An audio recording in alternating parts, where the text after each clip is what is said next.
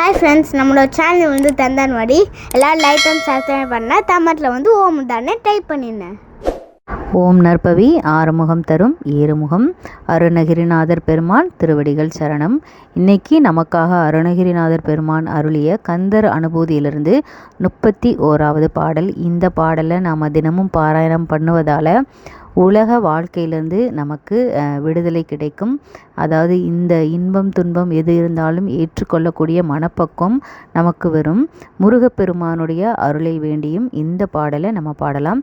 இது வெறும் 4 வரி மட்டும்தான்.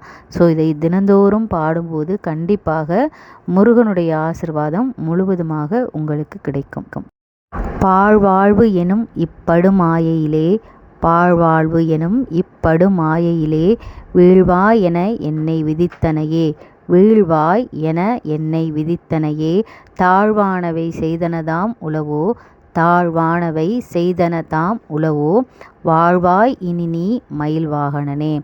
இந்த பாடலுடைய விளக்கம் என்ன அப்படின்னா, அருணகிரிநாதர் பெருமானை முருகப்பெருமானை பார்த்து மயிலை வாகனமாக கொண்ட முருகப்பெருமானே, இந்த உலகத்தில் இந்த மாயையான உலகத்தில் இவ்வளோ பிறந்து நான் கஷ்டப்படுவதற்கு நான் முற்பிறவியில் என்ன பாவம் செய்தனோ, நான் ஏதாவது தப்பு செஞ்சிட்டேனா, அதனால தான் இந்த பிறவியில் நான் இவ்வளவு கஷ்டத்தை இந்த உலக வாழ்க்கையில் அகப்பட்டு கொண்டு நான் இவ்வளோ வேதனைகளையும் கஷ்டங்களையும் அனுபவிக்கிறேனே அப்படின்னு சொல்லி கேட்குறாரு. அதை நீ என்ன பார்க்காம விட்டுட்டியேப்பா, எனக்கு உதவி செய்ய மாட்டேறியே, அப்போ நான் ஏதாவது பாவம் செய்துட்டேனா அப்படின்னு முருகப்பெருமானை நோக்கி கேட்குற மாதிரி.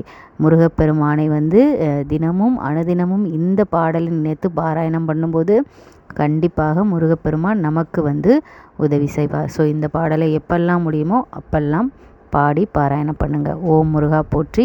இந்த வீடியோ பிடிச்சிருந்ததுன்னா கண்டிப்பாக லைக் பண்ணுங்கள், ஷேர் பண்ணுங்கள், கமெண்ட்டில் ஓம் முருகா போற்றி அப்படின்னு